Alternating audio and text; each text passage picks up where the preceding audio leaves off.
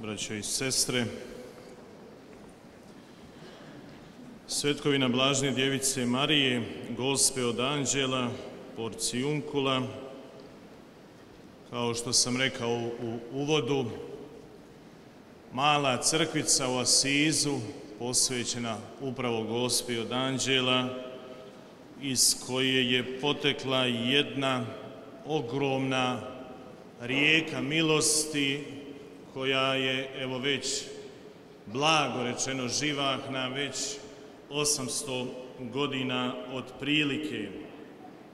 Prije toga niti je tko znao za Svetoga Franju, niti je tko znao za Asiz, jedno turbulentno razdoblje i u crkvi u Asizu, vodili su se ratovi, Franjo imao nekakve svoje snove, a kad malo bolje pogledate ovo evanđelje koje smo čuli, nije ni s Gospom bilo ništa drugačije. Pročitali smo evanđelje po Luki. Ovo je prvi spomen Blažne Djevice Marije, doduše nije evanđelje niti previše odmaklo, ali kad malo dublje uđete u ovu Božju riječ, vi vidite da vam Luka nije pretjerano puno toga rekao za Gospu, za Blažnu Djevicu Mariju. Vi znate gdje je, šta je, odakle je, ali ne znate previše toga. Luka prije spominje svetu Elizabetu i Zahariju, roditelje Ivana Krstitelja. Glasno i jasno Luka kaže, bili su pravedni. Kad Židov kaže za nekoga da je pravedan, on je zapravo za njega rekao da je svet. Dakle, Luka ih časti na poseban način. Onda ide proročica Ana, koja je bila u hramu kada su Blažna Djevica Marija i Josip donijeli dijete Isusa. Kaže da je danima postila, molila i provodila vrijeme u hramu. Dakle, žena molitve, žena koja je uronila u duh Božji i na kraju poslije se spominje Šimun Starac. Kažu, bio je bogobojazan, prožet duhom svetim. Ništa od ovoga nema o Blažnoj Djevici Mariji. Baš ništa. Nigdje se ne spominje njezin, da tako kažem, duhovni profil. Znamo da je bila iz Nazareta, znamo nekakav status da je zaručena za nekog Josipa, ništa više od toga. Zašto Luka tako piše evanđelje? Nama je Gospa sve. Rodila je Sina Božjega, naša majka, Bogorodica. Sve nam je Gospa. A evanđelist tako šturo, tako škrto, rekao bih, piše o njoj. Zašto je to tako? Zbog čega? Zbog toga da mi uzmemo Božju riječ, da mi uzmemo Sveto pismo, da mi padnemo na koljena i da čitamo, da promišljamo tu Božju riječ, da se sjedinimo s njom i iz Božje riječi i Svetog pisma učimo o Gospi. I kako je to Gospa gradila svoj odnos s Bogom. Mi Gospu častimo, mi je ljubimo i mi je nekako uzvišeno držimo. A kad malo dublje uđete u tu Božju riječ, shvatite da je proživljavala jednako sve ko što i mi ljudi danas proživljavamo. O čemu se radi? Kaže, posla Bog anđela Gabriela u galilejski grad imenom Nazaret. Posla Bog. Bog je učinio prvi korak u životu Blažne Djevice Marije. Bog je onaj koji je preuzeo inicijativu i došao po posredniku pred Blaženu Djevicu Mariju. Dakle, naš Bog je Bog inicijative. Naš Bog nije pasivan i što to nama govori? Da i mi nekako u svom životu trebamo preuzeti inicijativu. Svoj život u svoje ruke i pobrinuti se za sebe. Nekad kažemo da će Bog. Istina, da će Bog i daje Bog. Dao ti je pamet, dao ti je razum, dao ti je 2 ruke, 2 noge, oči, uši, slušaj, gledaj, osluškuj oko sebe. Čitaj znakove vremena, budi proročki usmjeren i onda kreni. Ne boj se. Ne boj se. Dalje će ti se sve otkriti. Što je rekao ovdje Bog po posredniku anđelu Gabrielu Blažnoj djevici Mariji? Evo začećeš sina. I to je bilo sve. Ništa joj više nije rekao. Ali dovoljno. Za početak. Za prvi korak. Sasvim dovoljno. Nije joj rekao, bježat ćeš u Egipat. Nije joj rekao, Josip će se zbuniti. Josip će sumnjati. Nije joj rekao, rodbina će te odbaciti. Nije joj rekao, bit će Golgota, križ, 5, 10, ono. Ništa to nije rekao. Ništa to Gospa nije znala. Mogla je negdje nešto čutiti, ali nije znala. Kako Bog djeluje? Kako Bog preuzima inicijativu u našem životu? Najprije te pozove na jedan korak. I kad učiniš taj jedan korak, možda tebi kaže odmah drugi korak, a meni zašuti i čeka kada dođe vrijeme za taj drugi korak. Dakle, Bog otkriva svoj plan malo pomalo s nama. Nije ga ni Gospi odmah otkrio. Nije joj sve rekao. Nije joj otkrio sve tajne. Što bi se dogodilo da je Bog odmah sve otkrio? Što bi se dogodilo da si znao još u mladosti, vi koji ste malo zreliji, koji imate malo više iskustva, koji ste ponijeli malo teže križeve, koje život nije mazio? Što biste rekli u mladosti da vam je Bog otkrio i odmah rekao što će vas sve snaći? Hvala Isuse, ja odem. Ja to ne mogu. A vidiš da možeš. Uz Božju pomoć, uz Božju milost, u suradnji s Bogom možeš. Tako je Gospa radila. Tako je Franjo radio. Korak po korak. Franjo bi iskočio iz kože, odmah bi sve. Ne može čekat, ne može dočekat. A Bog ga usporava. I neke stvari je drugačije shvatio. Franjo, idi popravi moju crkvu. Franjo, lopata, mistrija, cigla, miješa, pravi, a Bog želi nešto drugo. Gdje je Bog poslao anđela Gabriela? Na izgled nešto nevažno, jako bitno. U galilejski grad imenom Nazaret. Luka kao da provocira. Naglašava ovo, galilejski grad imenom Nazaret. Nazaret nigdje se ne spominje u Starom Zavjetu. Nećete ga nigdje naći. Nigdje. Ne spominje se u poganskim spisima. Nigdje.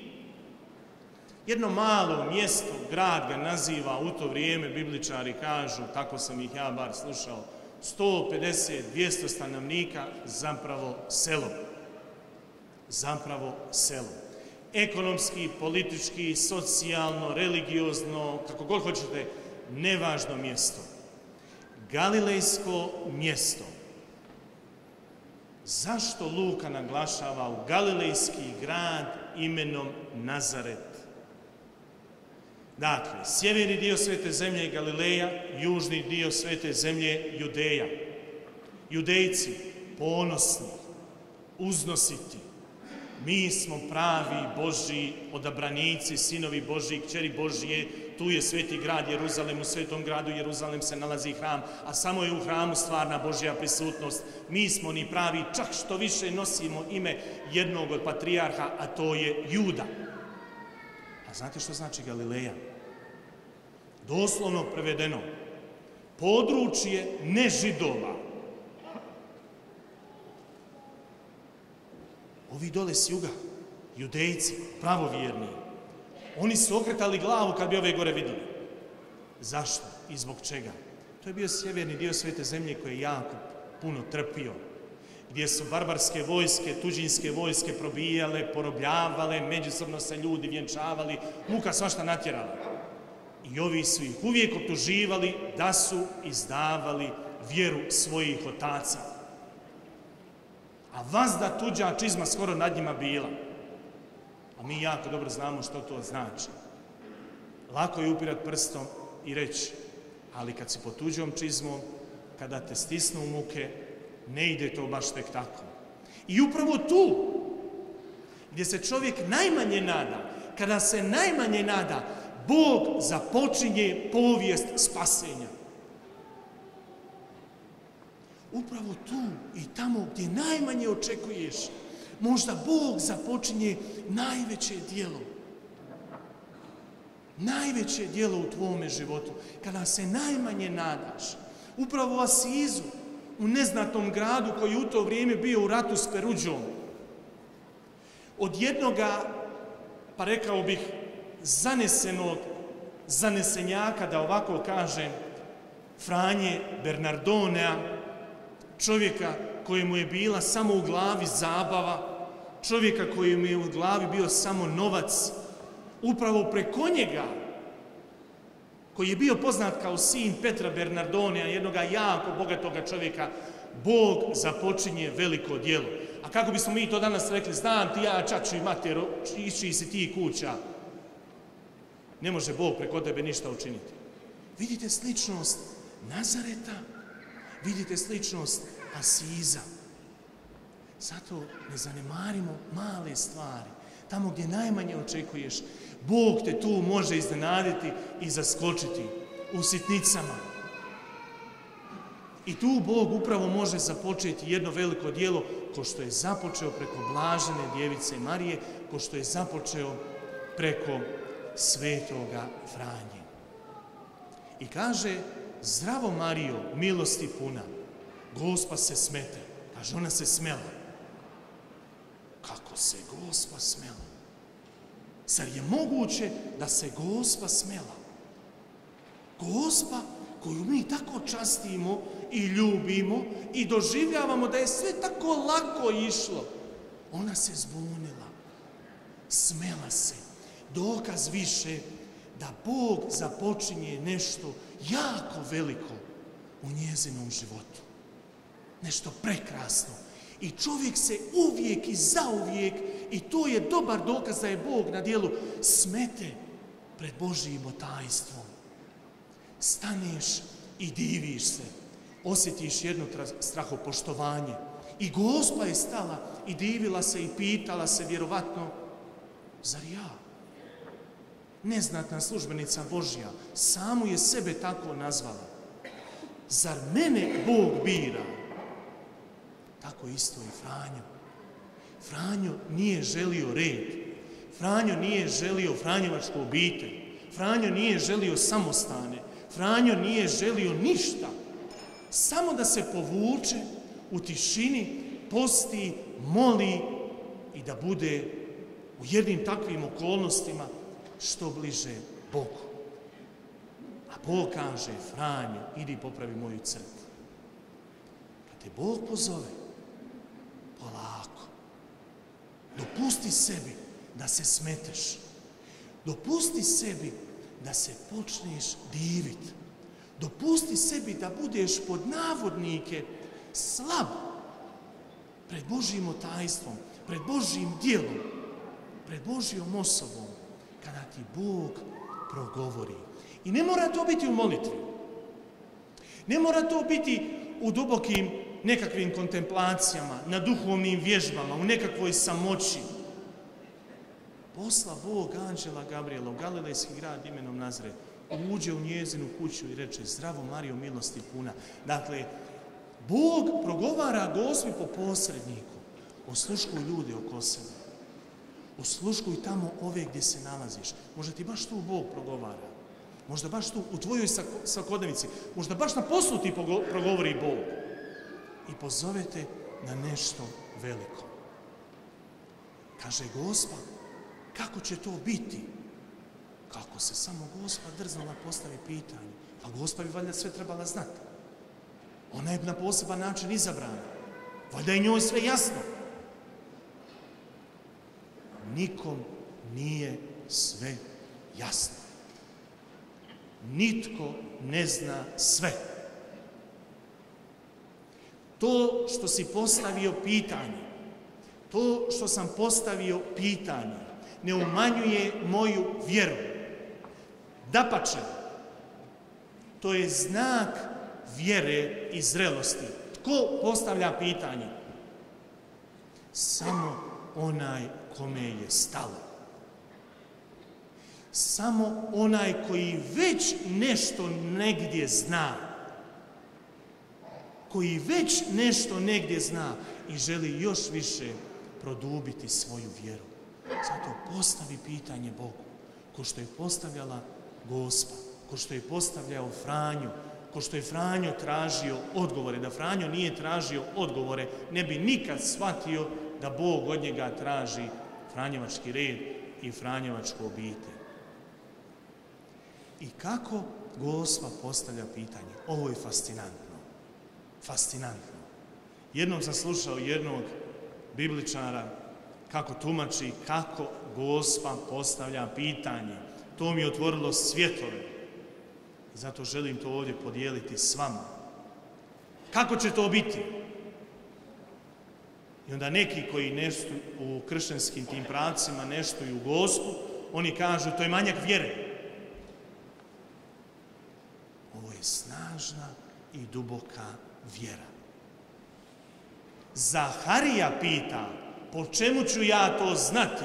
Jer moja Elizabeta je starica bola, kako će ona ostati trudna? Po čemu ću znati? Daj mi znak. To je manjak vjere. I ostao je nijem. I kad čovjek ne vjeruje, jer odmah želi sve znati, zanijemi, paralizira, stane, ne može dalje. Kako Gospa pita? Kako će to biti? Ajmo se malo poigrati ovim Gospinim riječima, kako ih je Luka napisao. To će biti tako, zarez kako? To će biti tako. Vjera. Kako? Razum. To će biti tako. Srce. Kako? Pamet. Gospa nije fanatik. Gospa nije fundamentalist. Gospa koristi i srce i razum. Ono što ti je sve Bog dao, Gospa sve koristi. Sve. Najduži put jednog kršćanina, zrelog kršćanina je odavde do ovdje i obrnuto. Kad ovo dvoje spojiš, i razum i srce, a mi kažemo srcem, srcem, srcem, srcem, koga zanemaruješ? Bitno je srcem, kažemo mi. Koga zanemaruješ? Razum. Treću božansku osobu. Drugi po redu od 7 darova Duha Svetoga, razum. Dakle, Gospa želi da je Duh Sveti povede. Da je Duh Sveti povede. Prema tome, od Gospe učimo i srce i razum. Gospina vjera je srcolika i razumska. I tako Gospa želi dio po dio, korak po korak ostvariti Božji plan. I zadnja stvar. Kako Gospa odgovara anđelu? U 3 koraka. Prvi korak. Šutnja. Promišljanje. Kakav bi to mogao biti pozdrav? Šutnja, promišljanje. Čak što više smetenost. To je prvi korak. Drugi korak. Pitanjem. Ona pita, provjerava, da joj ne izmakne taj Božji plan. I tek na 3. mjestu, ovdje nismo pročitali tu rečenicu, ona je odmah sljedeća rečenica, kad Gospa kaže, evo službenice Gospodnje, neka mi bude po tvojoj riječi. Tek na 3. mjestu dolazi služenje. Gospa ide gdje? U akciju, u djelovanje. Tek na 3. mjestu djelovanje. Slušanje, tišina, promišljanje, smetenost. Drugo mjesto, pitanje, provjeravanje, uspostavlja suradnju s Bogom. I na 3. mjestu, služenje, korak, akcija, djelovanje. Mi odmah, ajmo Isuse, daj. Evo me. Polako. Polako. Mnogi tako izgorimo. Iako je Bog imao inicijativu i mi preuzeli inicijativu, Gospa nije pasivna. slušanje, promišljanje, to je inicijativa, to je akcija, promišljanje Božje riječi. Zato treba znati najprije slušati, čuti, promisliti. To je prvi korak da uspostavimo odnos s Bogom. A kako se to radi? Biti strpljiv. Strpljiv sa sobom. Dati sebi vremena. Da ne moram odmah ovdje i sad sve riješiti u svome životu. Što je strpljivost u Svetom pismu? Što je Gospina strpljivost? Što je biblijska strpljivost? Strpljivost se na grčkom jeziku na kojem je pisano ovo evanđelje kaže makrotimija.